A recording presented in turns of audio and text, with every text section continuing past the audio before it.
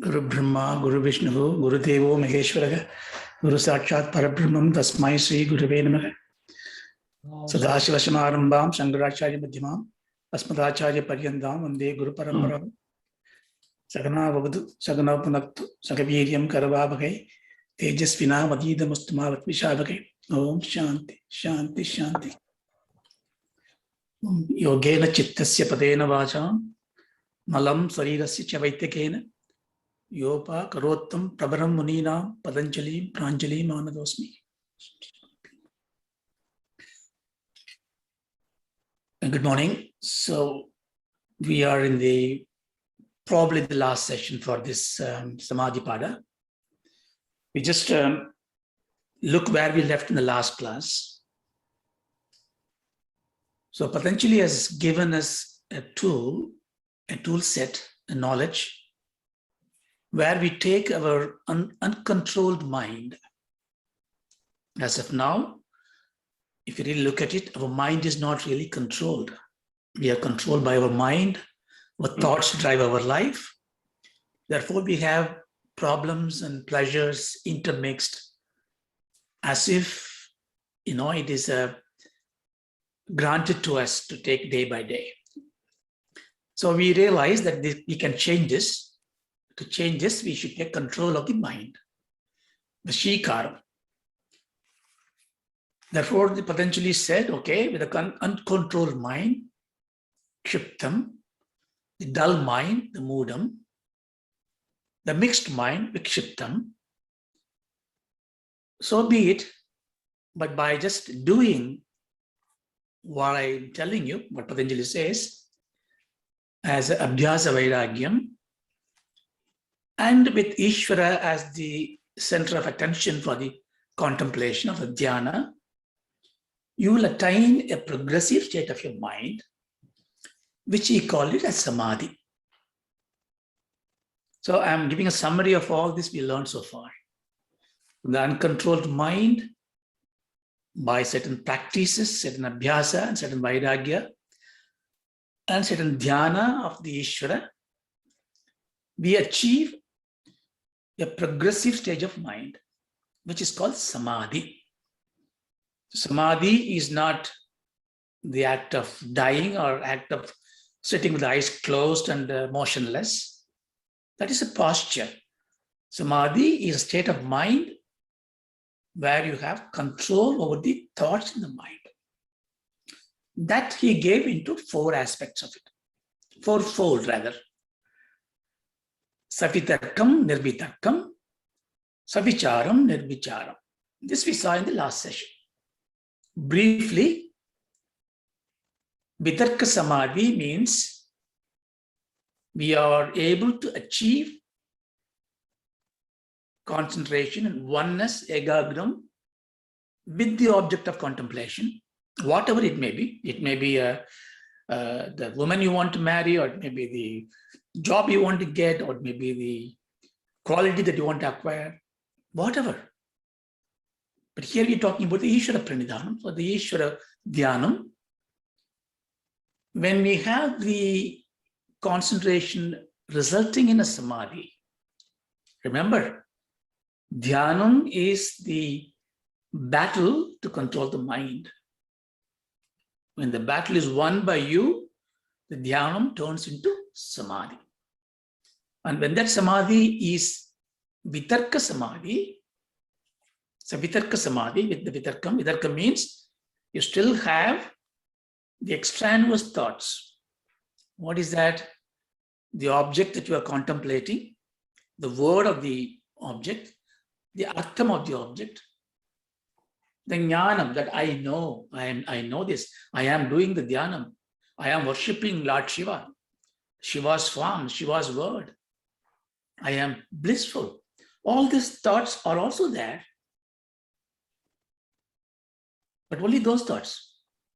That thoughts, even it may exist in my mind, but equally the thoughts of the WhatsApp messaging and the emails, everything is there. That is not Samadhi.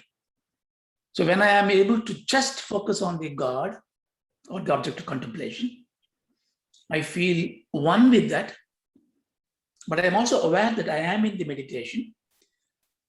That is called Savitarka Samadhi. Now, this, of course, we should aim. This is the first thing we should aim for. The ability to focus on just one thing and be with this. And when you are be with that, you still have some thoughts about that I am with this. That's fine. Then that evolves into Nirvitarka Samadhi. In the Nirvitarka Samadhi, the thought of the word, the nama, rupa, is all gone. You don't even know that I am actually doing this dhyana. You only know it when you wake up. You don't think it's a sleep, okay? It's not a sleep. You are in a blissful state of oneness with my Lord, Krishna. The Krishna Namam has gone away. The Rupam has gone away. The Krishnamness, if I can say, is in you. And you are blissful. So that becomes a nirvitarka because you don't have the words and the understanding, the awareness of doing dhyana is gone. That's a Vishaya Matra dhyana. So we should evolve into that and we should see that we are going there. Now these two are based on contemplating on a gross object. Because we know, our mind is so, people say in Islam, they say you should not worship idol. They are absolutely right. God cannot be put into a form. But then we have the sanction because we are not able to comprehend an incomprehensible one. Therefore, we need forms. So we provide the means to worship God. Therefore, the gross object of contemplation is absolutely necessary. So idol worship is not a wasted time. It is an essential step to go towards Nirguna Brahma Upasana. So if I am able to attain a state where I don't need a form, I don't need to go to the temple, I don't need to be in the puja room, I can be wherever. I can just think of the innate intrinsic qualities. I mean, move from the gross object to this subtle object. Still is an object, it's external to you, but the nature is subtle. What's the difference here? Subtle means that which you cannot see in your senses, in your eyes, in your feelings very directly. You see what they are. You've seen it before, you see what they are. Now, if you do that, again, you have the name for it. The rupa may not be there. Subtleness have no form, but they still have the name. What is an example? Om. Say Om. Om is not a nama jabam, it's Omkara jabam. It's not a namam for anything else. That's why the acharyas, the rishis has given you bijaksham. Ambal, you say Om Shreem, Hreem, Kreem, Kleem, Klaum, Kam. All this bijaksham have no rupa. Therefore, when you have started meditating on them, you are only one step better. You see, Samadhi, you need to discount the form. So if they don't have a form, then I have less to discount, right? So when you have the subtle form, again, you have the same approach. You be in a Samadhi, but you are aware that you are in Samadhi is Savicharam, but you even lose the thought that I am in Samadhi is Nirvicharam. So we all up to this. Now, Patanjali says all these are essential steps. You can achieve it. There is methods in it, means in it. So given the methods and means, and therefore they are very, not just an intellectual process, but it's a technical, practical process. Then this all leads to a state for which you don't have any other tools. It's just a grace of God that you transcend from Sabijam to Nirbijam. That is a goal. The Samadhi Padam is basically defining the goal of the Samadhi is to attain, goal of the Dhyana is to attain the Nirbija Samadhi. What is Bijam? Bijam means a seed that sprouts. Sprouting means it is going to grow into a tree, it's going to create seed, it's going to create another tree, another seed. So it's going to go on, go on, go on. So if everything is going on like that, We are just chasing the change. See? So if that cannot produce it, but I still need a hold, because you see, we are not able to hold on to a nirgunam yet. So we need to hold on to something. So I need a bijam. That is granted.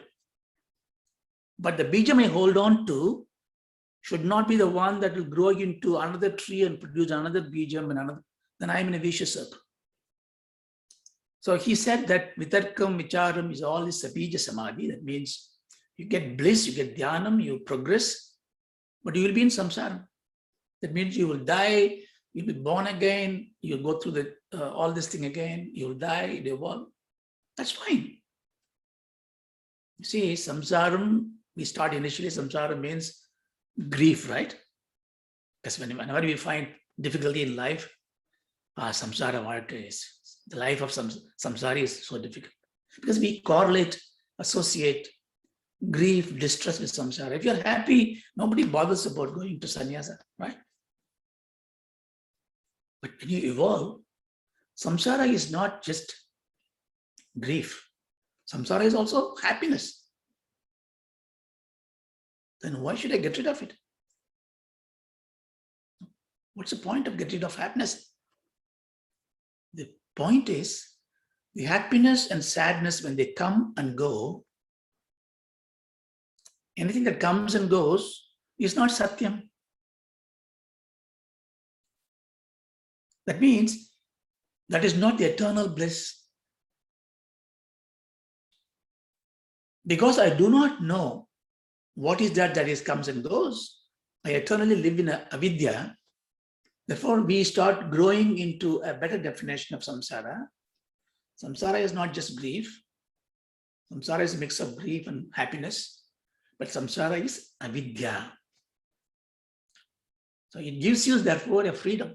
What's the freedom?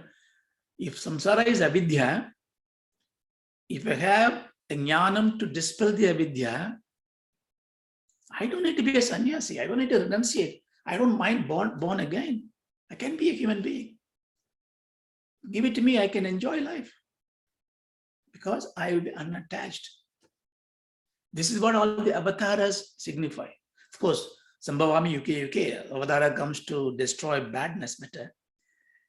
If you all the time wait for avataras to remove the badness, you will never do your job. Avataras come to show that samsara is not bad if you are unattached to, if you are a karma yogi, if you are a jnani. Therefore, the nirbija samadhi is therefore to lead you towards that. So this is the essence of the samadhi path.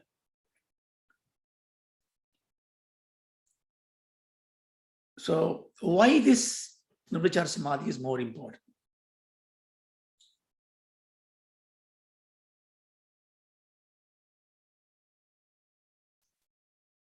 Okay, so let's see this one. He says, Sukshma Vishayatvam. If you want to say, yeah, Salinga Pariyavasanam. Salinga Pariyavasanam. So it's basically, it says Sukshma Vishayatvam Cha Alinga Pari Avasana. That's how it is split into. Let's see what it means. Because Patanjali said, of the 4 samadhis that I have given you, Savitarkam, Nirvitarkam, Savicharam, Nirvicharam, he is saying that Nirvicharam is the best. He's going to say that. And for that reason, he says, Nirvicharam is based on what? Sukshma Vishayam, right? Subtle matters. So therefore he is saying the Nirvichara Samadhi is very important for the reason you can contemplate on anything. See, Sukripe Avasthanam, you attain what you want to attain by contemplating on this. So if you want to attain anything in the world, you have the capacity to meditate on anything in this world. For that, Nirvichara Samadhi is the goal. So Sukshma Vishayatvam Cha, having the subtle matter as the object of contemplation, Alinga, that is without any form. Lingam means a form. Lingam means a symbol. Shiva Lingam is a lingam of Shivam, which signifies Shivam. You remember we talked about Lingam, Lingamatra, Lingam before. So you can go up to Pari Avasanam. Pari means to that end, Avasanam, to that end. From the gross matter, from the Sukshma to Adisukshma. Even your range of contemplative objects in subtle domain is infinite. I just recall this one, because remember that we discussed Purusha and Prakriti. The Prakriti is Alinga. Alinga means it is not marked. It has no form. You don't know it. But then how do you say it's Prakriti? Because the rishis say that. Scriptures say that. So there is a subtle power of Brahman in Vedanta that creates everything else. See, if you take the whole world, everything, the whole universe, for example, it can be divided into just two. Change, the unchanged. That which changes, that which does not changes. No, there is a problem in this. Changing is, you know it. Everything is changing. But you have not seen something which is not changed at all. Have you seen it? Can you answer yourself to yourself? Have you seen anything that is unchanging? If you say no, 99.9% of the people are like that. We have not seen anything that is unchanging. But then I asked a logical question. How can there be a change without a constant? Change is what? Change is different from what is supposed to be. Therefore, if you say there is changes everywhere, logically, there must be a changeless state. Therefore, logically, we assume there must be something which is unchanged, eternally and changeless. Now I come to practical of it. So you look at yourself in the mirror, all the black hairs are turning gray, skins are shrinking, back is hunching. I'm aging. But then I say, I'm not changing. I'm exactly the same person. So nobody would say they have changed. Their body has changed. The mind has changed. I am the same person. So there is the changelessness, changeless thing is there within us. Aham Satyam, Aham Shivam. Shivam Aham Padarthaya, Shivaya Paramatme. You see? Now, okay, that's Vedanta. So therefore we don't know about the changeless one, but we know changing. So everything is changing. The changing happens because of the power of the changeless. That is Prakriti, Maya. This is only logical. It's only in the words. Shabda Jnanam, Shabdartha Jnanam, Alingam, unmarked. I can't say it is. But the moment it is bringing into an effect, a buddhi or mahat, it is called Linga Matra. The black hole, formless, but there is a matra, Linga Matra. Because the energy sector, there is an indication of it. An indication is the matra, a linga. From the mahat came in the ahamkara, the manas, buddhi, tanmatras, all that we've gone through it. I'm not going to go there. So all this 23 of them we saw,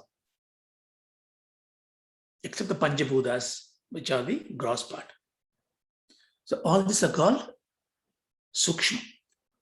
Adisukshma is the Prakriti. So therefore what the power here is given is that when you are doing the Vichara Samadhi, Nirvicharam, Savichara Samadhi, Nirvichara Samadhi, or when you are contemplating on the very subtle thoughts, the tanmatras. Now, practically tell me how I am going to do this. This is about, you get practice that you start thinking about Shabdam, Omkaram. Think about your, how do you conceive a sound? Slowly, slowly, you start developing an ability of the mind to focus on the fine things in life. You don't need any word. So that's the reason why Nirvichara Samadhi is more important, according to Patanjali. You may ask a question. Okay, I just go on like thinking, but the most subtle matter, isn't it the I, the Atma, the Ishvara? So therefore, can I therefore take the most subtlest thing as Ishvara Dhyana? No. The Ishvara Pranidhanam we do is in a gross form. It may be in a Nama Shabdam, Namam or a Rupam or Likitam. Because the Ishvara in you, the Atma in you, is the one who meditated, is an apprehender. But then I said before, Grahat truth, so you can actually contemplate on the contemplator. But the contemplator is not the true self, it's the notional self. To keep your mind at rest, so far we are not talking about the Atma, we're only talking about, even the I say, is Asmita. The I, the personality that you attach to yourself. Okay, I know it, I'm not the body. I know I'm not the mind. But I, that ego that you have, that personality is what? The internal Adhisukshma we can go into. That becomes the Asmita. That's also Nirvichara. When you contemplate on that, you become the Asmita Nirvichara Samadhi. So, because that, knowing this Atma, see, in Yoga Shastras, this is the reason why we are very careful not going through the Darshana aspect of it, the sadhana aspect of it. Because Yoga Darshana keeps the Purusha and Prakriti as two different things, and Ishvara is separate. In Vedanta, it is not the case. The Viveka Khyadi, the understanding that I am that Tattvamasi is not in this picture right now. Therefore, we only look at the Prakriti. All the objects we contemplate is in the Prakriti. Vikriti is what is in the form. Prakriti is not in the form. Okay, just remember that. But then he says quickly, even though it is very good, he says, these things are not going to liberate. Tayeva sabija samadhi.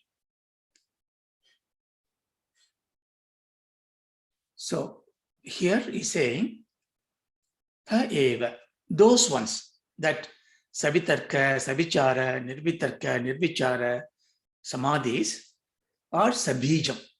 They are going to put you in the samsara. It's the essential step, important step, necessary step. We should go through it. But remember, it is samsara. Why does he say this again and again? Because when we go through this and when you become a yogi, you attain the samadhi stage, the power of mind comes to the nirvitarka samadhi, nirvichara samadhi. You get enormous powers. But more will be elaborated in chapter 3 and some in the next few sutras. But these powers may make you be in the Sabija Samadhi itself. You will not fall into the transcend into the Nirbija Samadhi or a Sampringal Samadhi, because this is so enticing. He's warning you, therefore, they're all Sabija Samadhi. They are seated Samadhis. You don't need them. Okay. Now, having finished now, he's going to now give you the benefits of this. Okay, I've done all these things. I got a Sabija Samadhi. What is the benefit? He says, well, you started with the Chittam, which is Vikshepam. Now you get a Chitta Nirodha, Vritti Nirodham. You get a very clear mind, cleansed mind you get. a mind that is capable of getting supreme knowledge. See, so far, Patanjali Yoga Shastram is only for cleaning our instruments of knowledge. The mind is the instrument of knowledge. You attain a very pure mind, a mirror-like mind, absolutely crystal clear. Nirvichara Vaisharadhye Adhyatma Prasadha. So he says, this Nirvichara Samadhi, this contemplation of subtle object, where you completely submerged in this, when it becomes Vaisharadhya means proficiency, excellence, purity, absolute mastery. So when you are, anytime you can sit there and become a Nirvichara Samadhi, when you can attain that kind of a state of tranquility, when you can do that, what's happened is Adhyatma, here you take a spiritual mind, Prasada. I would rather say you take it together, Adhyatma Prasada, a very spiritually oriented, pleasant, clean mind. But the Adhyatma is a very, very loaded word. Vedanta, we got a very different meaning for it. But in a general literal meaning is, it's the self, within yourself. The prasadam means here the place, light, pleasantness. So you are now rising up. What in the Bhashyakara says, you rise up into the level of plateau from where you look everything else, and you become very high elevated position you have. Your mind becomes absolutely pure. This is what we are longing for. The whole thing is to get this state, because once you got it, everything will just fall in place. Because the chitta shuddhi, of course, it needs to have a dhrida buddhi on jnana. You see many, you see the Puranas you read, and you see a lot of stories about people contemplate, Asuras, even Devas, they contemplate, meditate, Sabija Samadhi, Nirbija Samadhi, Savichara Samadhi. Penance comes through, the God comes in front of them.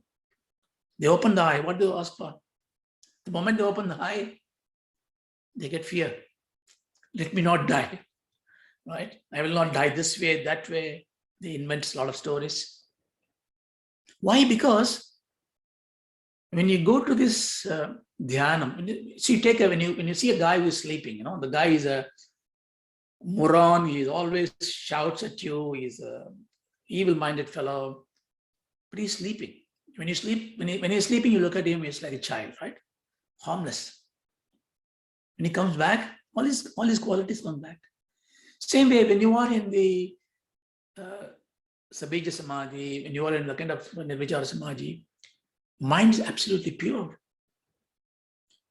When you come out of this Samadhi, now here I say very carefully the word, when you come out means you start engaging the worldly activities. If you still have samskaras, if you still have the laden impurities, you become a bad person. You rather become a worse person, because now you have power. You have attained some power, mental powers. You can attract people, you can think through, you can see things that others cannot see.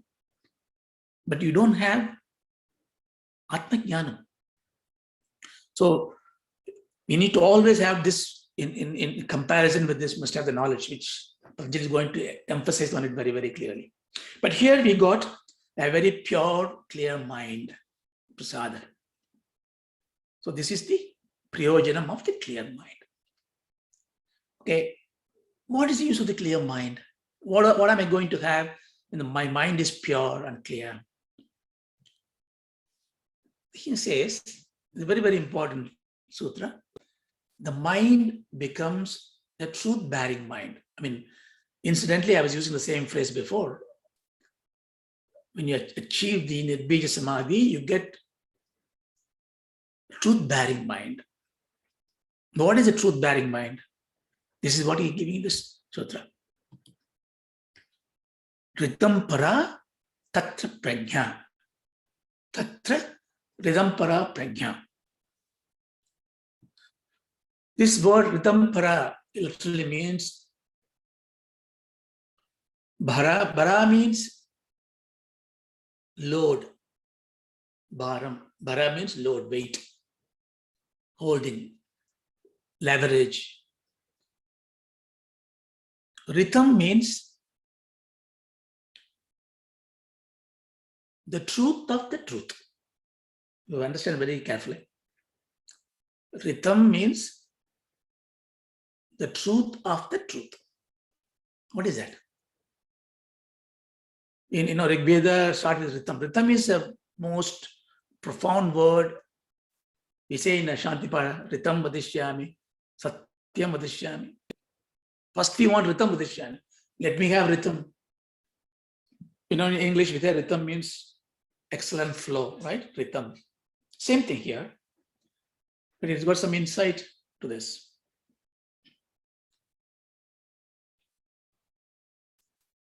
So here he says, Tatra, in the Nirvichara Samadhi, you have a knowledge. So the clear mind gets you a knowledge. What is the knowledge it is? It is a Ritampara Prajna. This is a truth-bearing knowledge. How do we explain this? So in the life, we get confused. We do not know what is truth. Truth is elusive. The only reason it is elusive because when truth is there, nothing else can be there. Only truth can be there. Non-truth cannot exist with truth. This you have to understand. This is like, the sun is all powerful, right? So therefore I challenge the sun. Oh, sun God, come to me. Take me to darkness. Can you do it?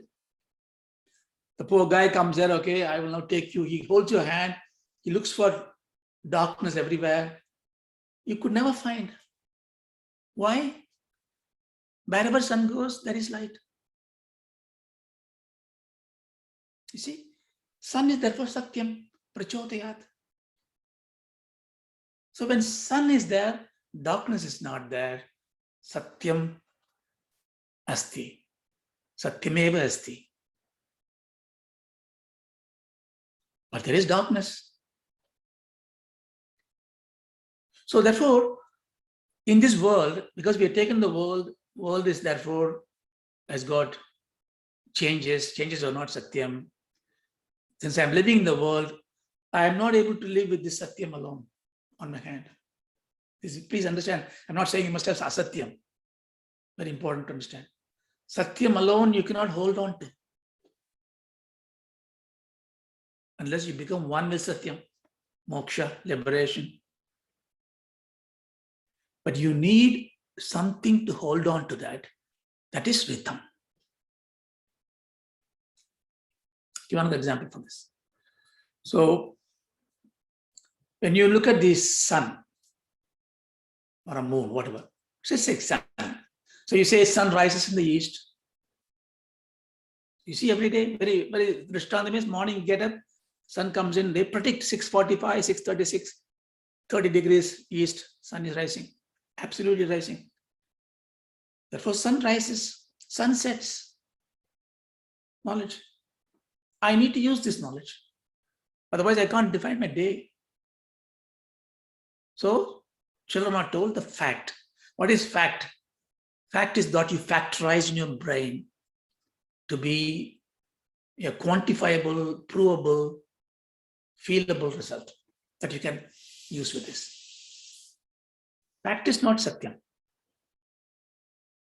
That's why in court they say, I say truth, nothing but the truth, because they don't know. Whatever I fact say, let it be truth. Because, a man is running after a woman, you see it, and a policeman comes and asks you, did you see a man trying to catch a woman? You would say, yes, I saw. And you say that I'm telling the truth. But you are telling a fact.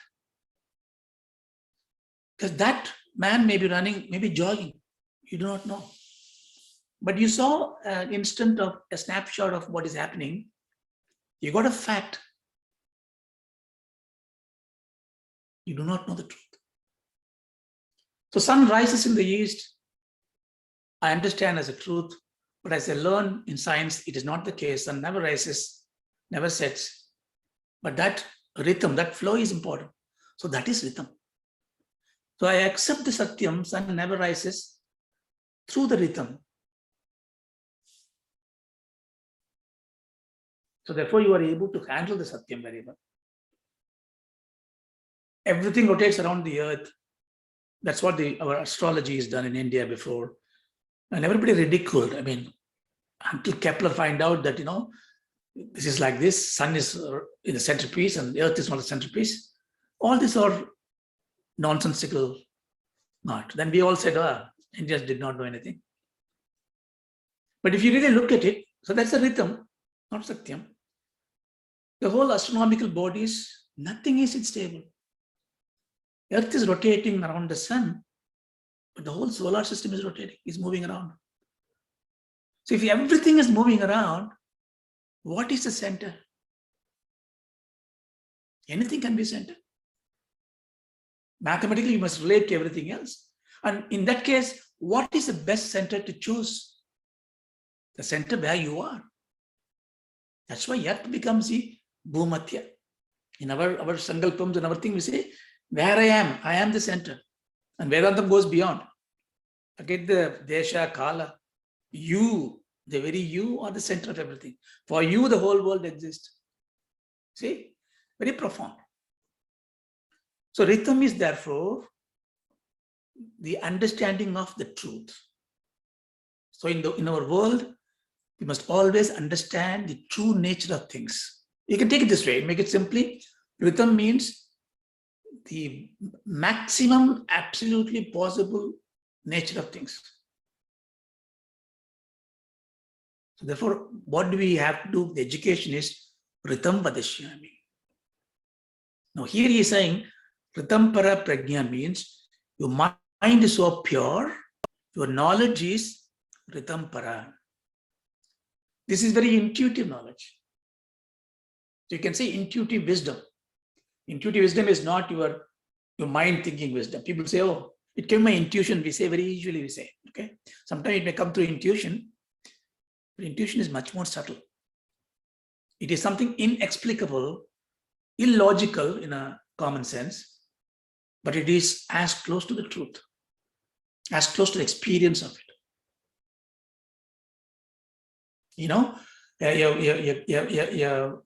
A person can know a child, a mother, they may study how the child is born,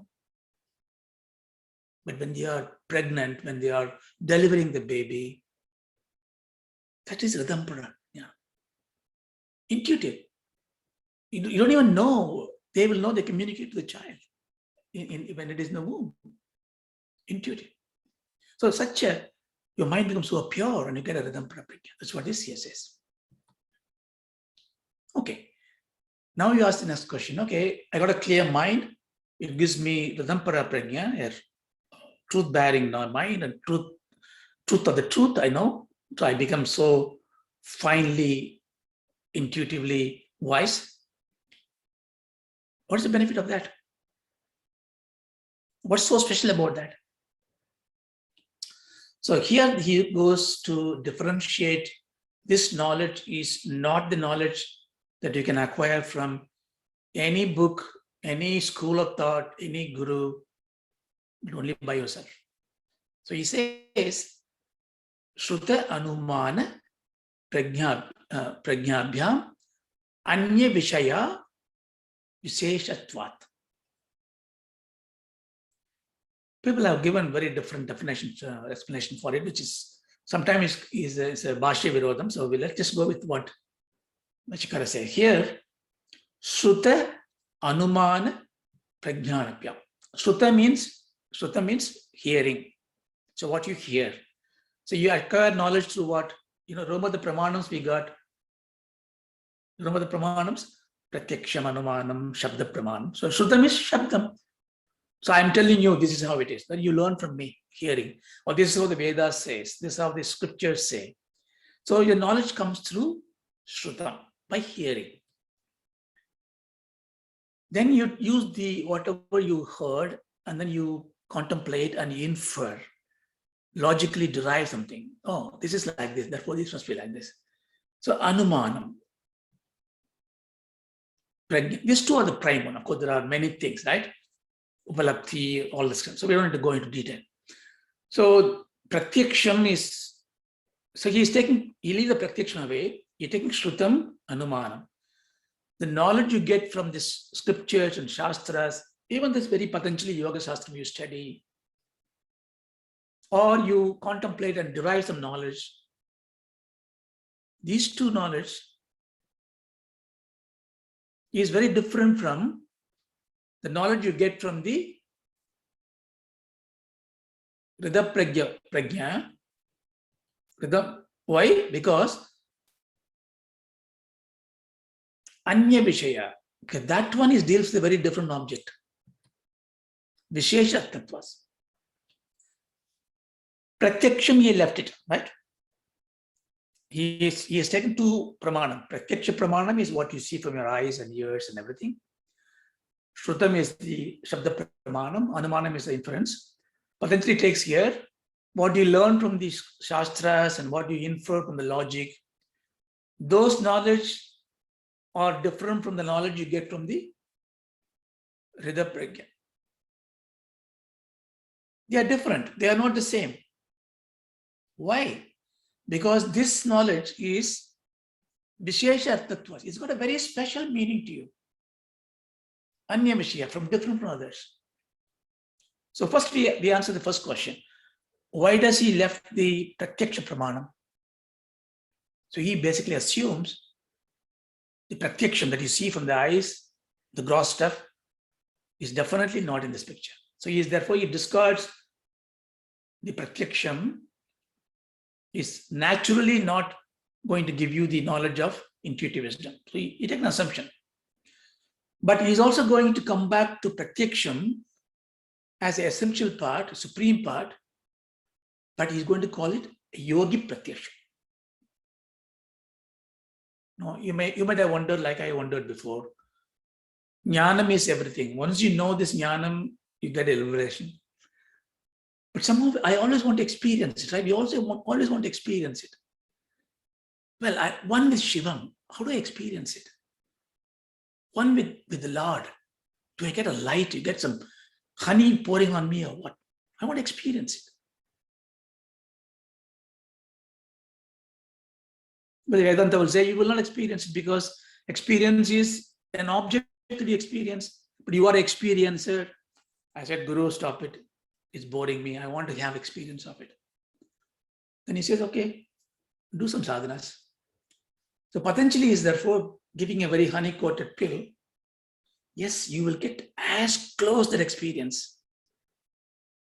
But that comes not from the Shruta, not from the Anumana. There's a yogic pratyaksham. That will give you that. And that is called this purpose of this truth-bearing mind. Yeah. So the truth-bearing mind is different in scope and knowledge from the Shabda Pramana, from Anumana Pramana, because it's got a special aim. What's the special aim? Special aim is to separate the Purusha from the Prakriti in Patanjali Yoga Sastra. So when that experience will be very blissful, that separation you want to witness, for that he says you will have in a yogic pratyaksham. Now we are going to transcend that. We're going to say, yeah, but that is also go away. But that's a different part. So carefully think through now. 4 samadhis, Sabija Samadhi. This is doable, attainable, not theory, and given enough practices. And Patanjali is going to give some interesting sadhanas in the part 2. And when you take it up and when you do it, with the grace of God, you will attain the Bija Samadhi. When you are transcending to that Sabija Samadhi, when you are in the Nirvicharam, at the apex of it, you will suddenly see your mind is so pure, so powerful, so blissful. You are able to see Aneka Vishya. Here you see, this mind is also what it means is that My normal pratyaksham, loka pratyaksham, what can see? It can see a house, a tree, but can it see a treasure that is buried into the ground, for example? The yogis say they can see it. Yogis can see where there is treasure hidden, which my senses are not able to see. So our rational mind comes. How can you see? Because if an object has to be seen by the senses, there must be a sandhi. The object has to reflect in the senses. There must be a touch. So when the object is hidden, my senses cannot reach. How can a yogi can see it? It doesn't address my logical question, right? The difficulty in the question is because you assume your senses is limited to your body. We think that there is a hearing sense of this much, seeing sense of this much, somewhere in my body, I'm using it. No. When you go to the Sukshma level, it is all pervasive. Why? Because everything comes from what? Prakriti. Prakriti is everywhere. It solidifies in gross form and then becomes different objects. But when you are meditating on the subtle form, you are going to the pervasive nature of it. Therefore, my hearing ability, my seeing ability, my smelling ability is pervasive. Therefore, I can smell that I cannot smell normally in the room far away. I can say, yeah, a horse is coming. Oh, you see, there is a treasure there. And when you get finer and finer, even the time and space become captured. See, time is what? Measure of thought. So the yogis are able to say, yeah, in 3 days' time, you're going to get this. You see, it's very tempting, right?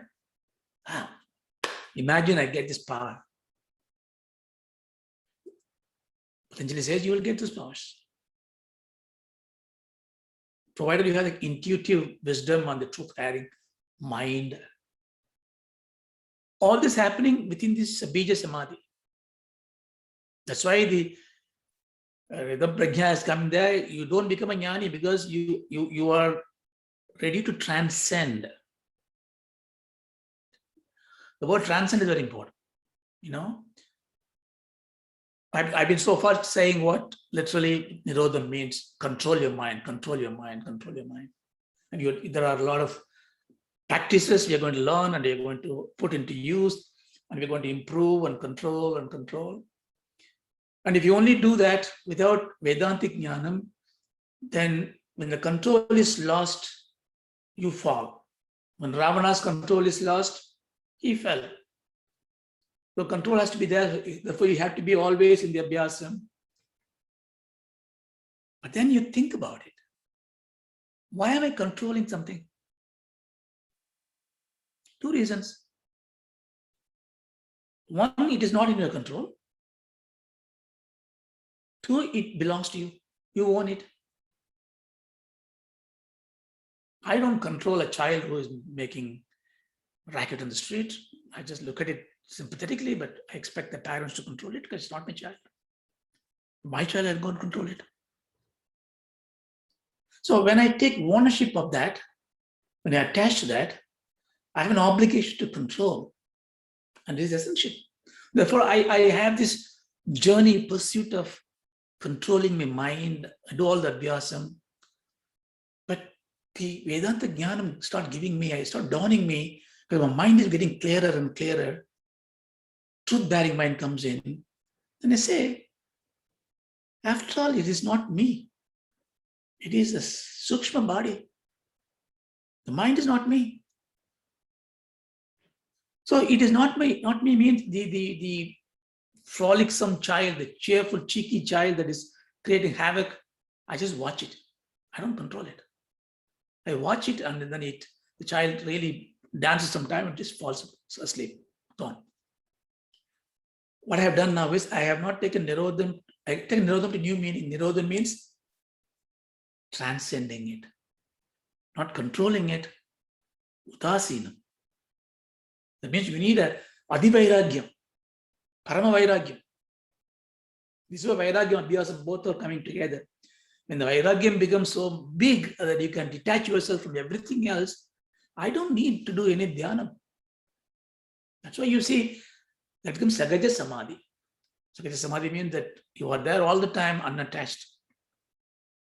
So this intuitive wisdom, the special knowledge has got enormous power that can be used either way. Is there any other benefit? Yes, he says this samskara will block, annuls every samskara that we have. Tajha samskaro nishya samskara pradibandhihi.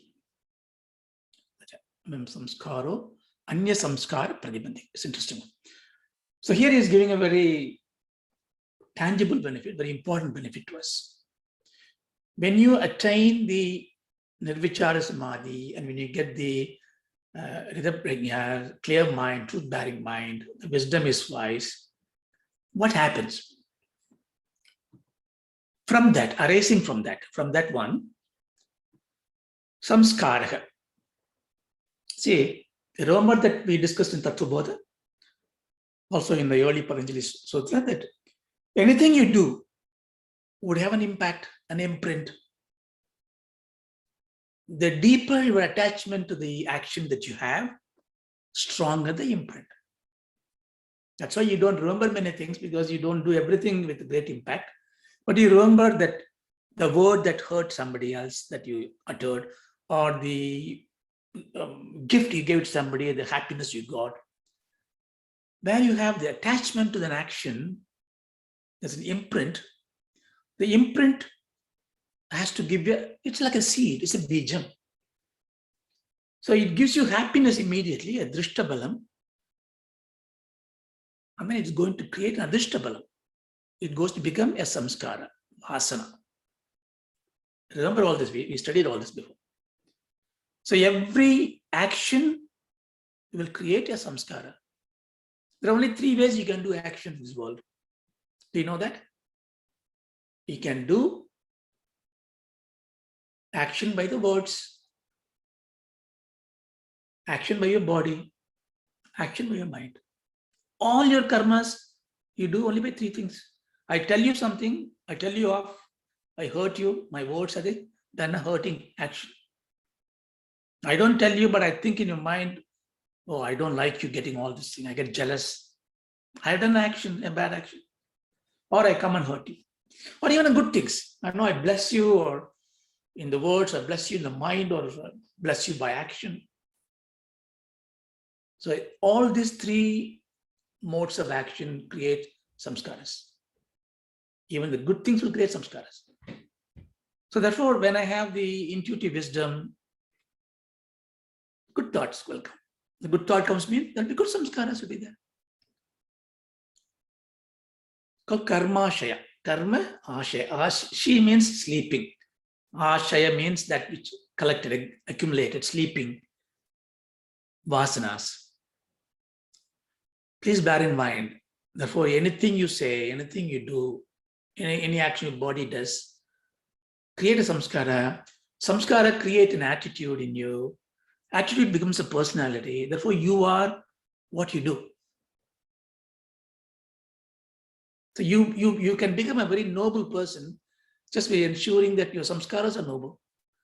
To do samskaras are noble, you have to think noble things, speak noble things, do noble things. Now,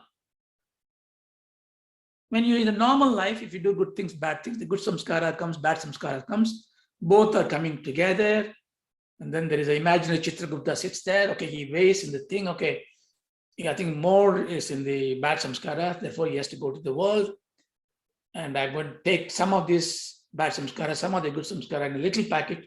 It's a hand luggage for him, so he can eat on his journey. Rest of it goes in a trunk along with him. So I travel to the earth. My hand luggage is the samskaras which comes at prarabdha karma. I have to eat it.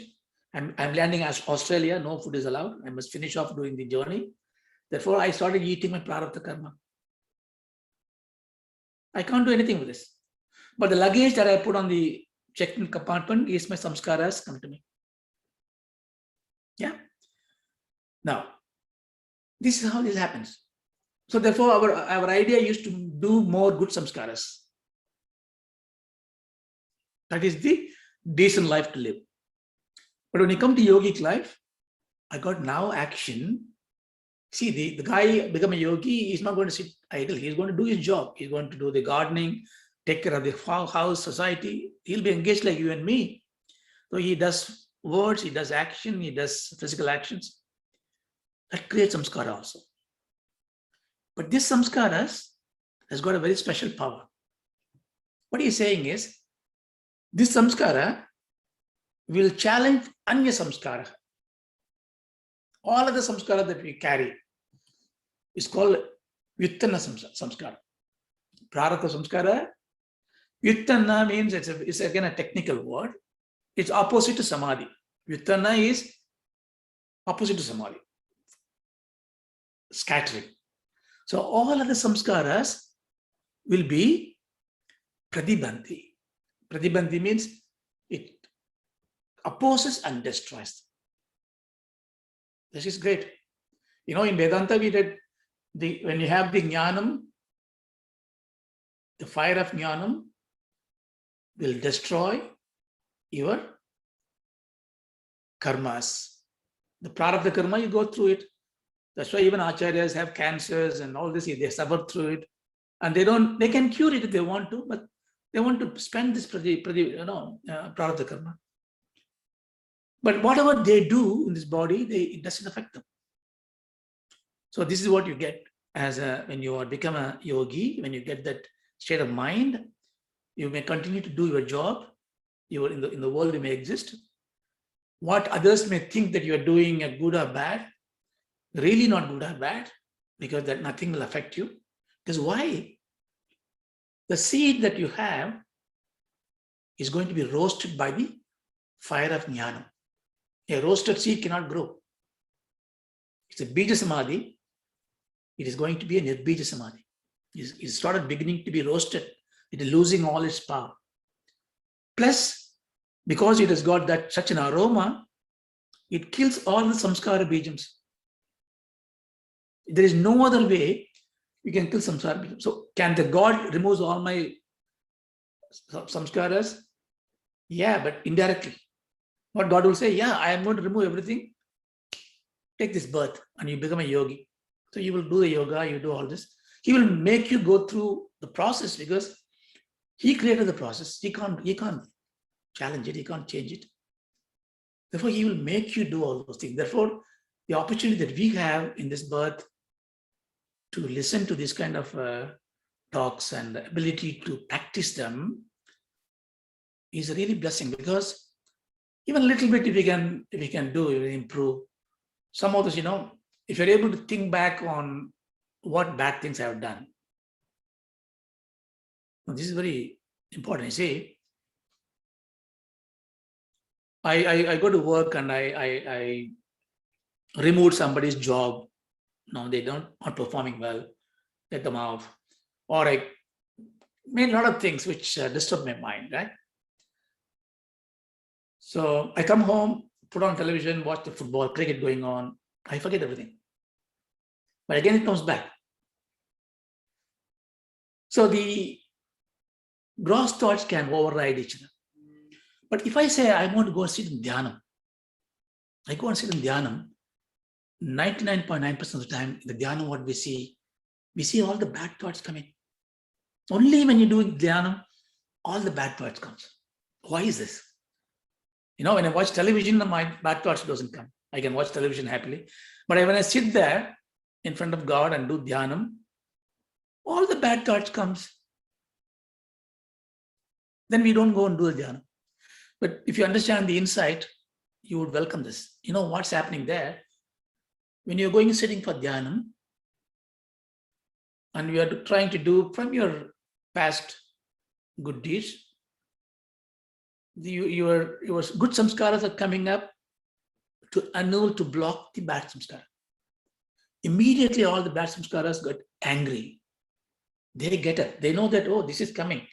Now, this virus, antivirus vaccine is given, then the virus gets up, try to fight like that. When you are sitting there with the samyuk thoughts, all these samskaras get up and say, no, it's my place, get out. That's the reason why you see them. See them, witness them, see them, and they subside, they go. And when your samskaras are, good samskaras are gaining power, pratibandhi, they go away. After some time, you'll see they won't come. Why they won't come? We saw before the smriti rahitam. All these thoughts will go away. When you go to dhyana, just zip clean, nothing comes to you. So this is the benefit of Sabija Samadhi. Then he comes to the last one. Tasyapi, of that even. So even that one, even that kind of a Sabija Samadhi that you have, see, you have to transcend, right? So I practice it, I do dhyanam, I have good thoughts, I'm able to sit down, and I can even, the bad thought that comes to me, dhyanam goes away. I don't even think I am doing dhyanam because I just submerged myself into it. And either by my naturally or by some forces, I'm able to get out of it. Therefore, I'm doing it every day, 10, 15 minutes. Suddenly I find that I am getting more energy. I'm able to do many things. I'm able to see everything in an open mind. Nothing hurts me. And somebody tells me you are a bad person, it doesn't matter to me. Somebody says you are a great person, it doesn't glorify me. But I see it all fun, interesting. Oh, I love it. Therefore, I go there, sit there again. I want to do it again. I go back next day morning. So I develop this affinity towards this enjoyment of that time. Instead of being that become my nature, I look for this time. This will happen. You know, like people who go for jogging or a sport or a gym, you will know that if you don't go to the gym, you feel very frustrated. No, you want to go. The chemical wants to come and resonate in your body. And same way, this Nirvichara Samadhi really entices you to sit there and meditate and take it up. But Patanjali says, even that Nirodha, when you control that, even that, you see, this is the masters of our shastras, they will always show you, oh, this is the next step, very next few steps. And they'll give you something and then they'll say, yeah, give it up, take the next step. So he says, you do all this, I come to the stage where I can do a Nirvichara Samadhi. And he says, yeah, give up. Give up means what? Not going back to our good old days of meandering mind. No. Give up the need to be sitting there and doing it. In other words, it means you inculcate that into your subhava. It becomes your very nature. Like sun there, sun gives light. It doesn't do the act of giving. It is there, light's there. Same way, if you are there, Shanti is there. Santosham is there. When you are there, people around you are feeling happy about it. You are not doing anything. You don't even know you are giving them happiness. Because it arouses you. And imagine at least one person in a family start engaging it. Imagine everybody is like this. That is the goal of the Patanjali, to make this as the very nature of the human being. So when you do that, sarva nirodhat. So when it becomes complete nature of it, everything is controlled. In other words, for you are the master, true master. So therefore you are in a Sagaja Samadhi, Nirbija Samadhi, Nishtha, Nididhyasana, Jnana Nishtha. In whatever you are there. There are a lot of people have even Vachaspati Mishra and Jnana Bhikshu. A lot of many scholars have divided the Samadhi into 8, 10, 12 Samadhis. Ridham Prajna Samadhi. So I think all these are in a way Bhashya Virodham. You don't need to do all this. There are fourfold, as Patanjali says. Sabijam, Nirbijam are the two things. Sabijam has got fourfold. When you do that, you become Nirbija Samadhi. Slowly, it becomes your very nature of it. When you become very nature of it, you are in a Nirbija Samadhi. In other words, we will say you are in a Sagaja Samadhi. That is seedless because your Jnana Agni would burn the seeds. This goes without saying. In parallel to this, you must have Vedanta Adhyayanam, Vedanta Mananam. Because that's where the Atma Jnanam comes in. So you do that. So that's what I think he says.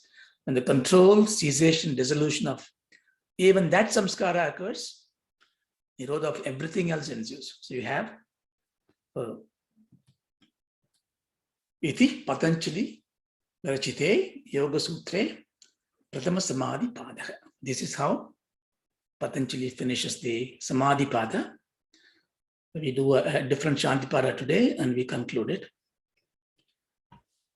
Om Om Purnamada Purnamada Namidam Purnamidam Purnat Purnamudachyate Purnat Purnamudachyate Purnasya Purnasya Purnamadaya Purnamadaya Purnamevavasishyate. Purnamevavasishyate. Om Shanti Shanti Shanti. Om Shanti. Hari Om Tas. Sat.